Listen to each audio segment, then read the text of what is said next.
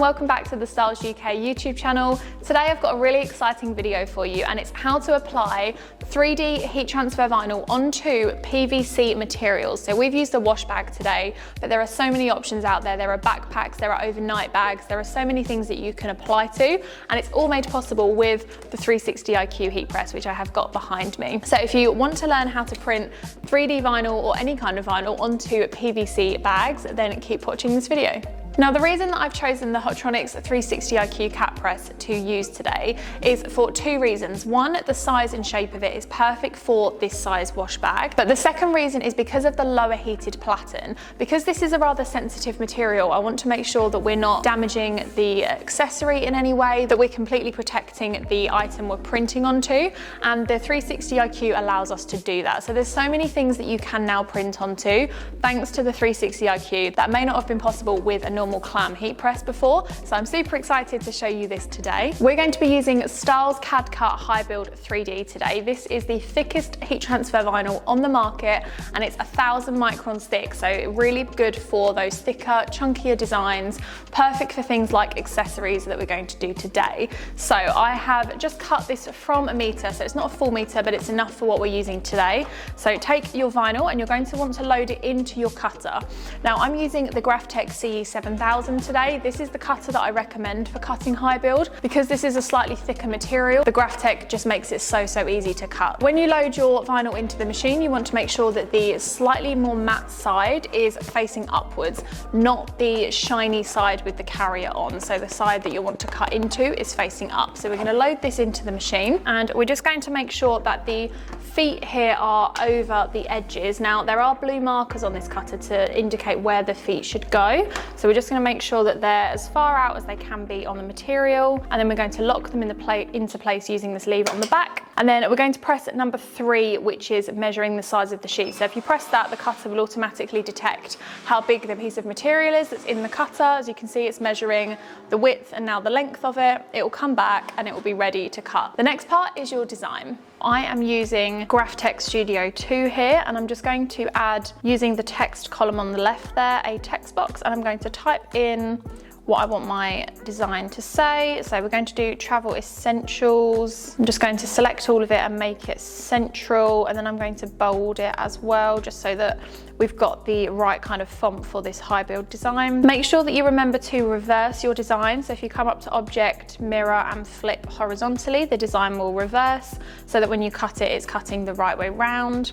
Then we just come up to file, cutting view, and providing your cutter is connected or plugged into your computer or laptop, it should come up in the top corner here. We've got our design like so, and everything here is perfect. So we're just going to hit output and it will send the job to the cutter. So now I've sent the job to cut, it's cutting away.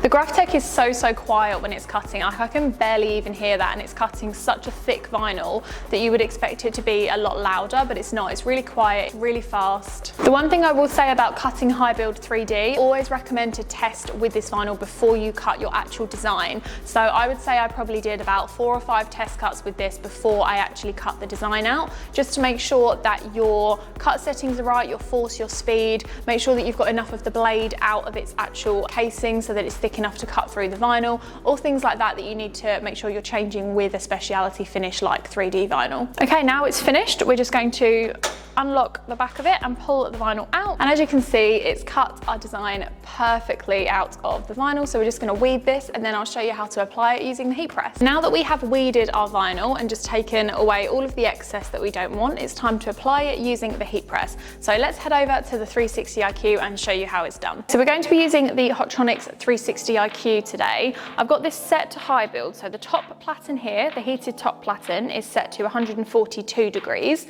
The lower heated platen here is set to 160 degrees. It's going to fuse for 45 seconds, so slightly longer than normal high build, but because this is from a lower heated platen, we want to make sure that it gives it enough time to set the adhesive properly. So we have our vinyl here and we have our PVC bag here. Now the first thing I'm going to do is unpopper the sides, because this has these little side poppers here that are holding the bag in place. So we want to make sure we've got enough room to maneuver as possible. Then I'm just going to open the bag and remove the padding that's on the inside, like so. Now you're going to want to load your bag onto the 360. Now because of the space that we have with this molded platen, it makes it super easy to put even slightly tighter objects like this onto the press. So I'm just going to open the zip ever so slightly, load it onto the press like so, being careful not to touch the top of the platen because that does get hot.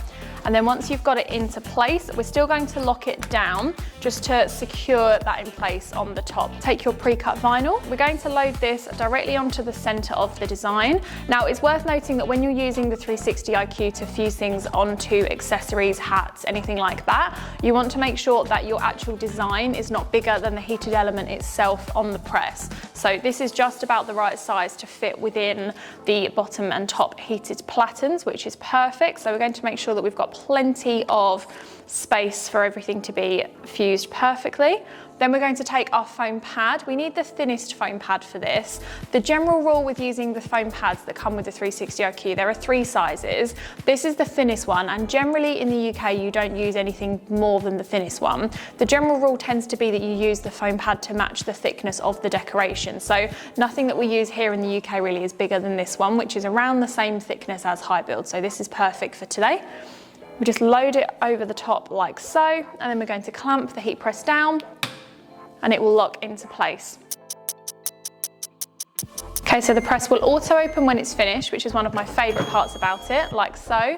Carefully remove the foam pad from the top platen, and then gently you're going to want to unclip the bag from the platen and very, very carefully remove it. You want to be careful not to move the vinyl because the adhesive here is still setting. Because this is a cold peel transfer, we want to make sure to leave it for a couple of minutes to let it go completely cold before we peel. And you want to make sure that when you take it off the press, you're not knocking or moving the vinyl before it's set. So we'll place this down and come back in a couple of minutes. Our vinyl has gone completely cool on the PVC wash bag now. So I'm going to carefully remove the carrier.